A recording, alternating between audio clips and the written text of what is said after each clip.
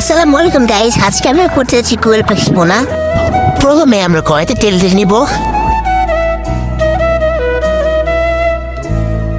তেলটা গরম হয়ে গেলে কড়াইতে ঢেলে দিব পেঁয়াজ কুচি।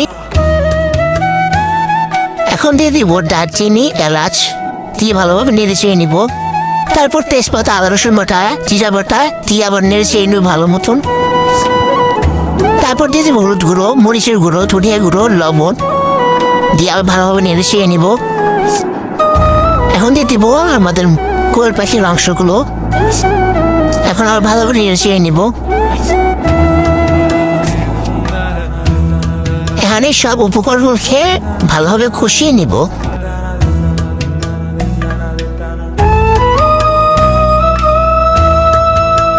দেখতে পাচ্ছেন কালারটা কত সুন্দর এসেছে।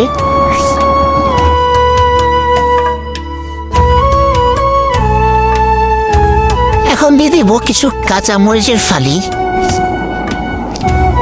এখন দিয়ে দিব রসুন। আবারও এই সব উপকরণগুলোকে ভালোভাবে মিশিয়ে নিব একসাথে।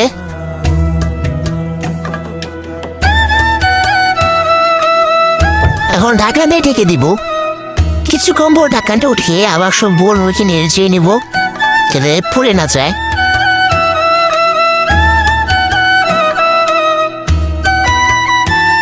এসবগুলো উপকরণ ভালোভাবে কষিয়ে নেব, দিয়ে দেব পরিমাণ মতো পানি।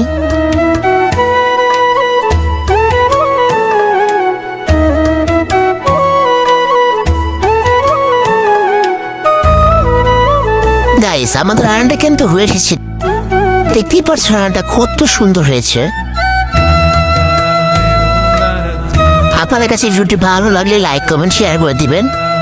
তো আজকের মতো এই পর্যন্ত। ভালো থাকবেন, সুস্থ থাকবেন। আল্লাহ হাফেজ।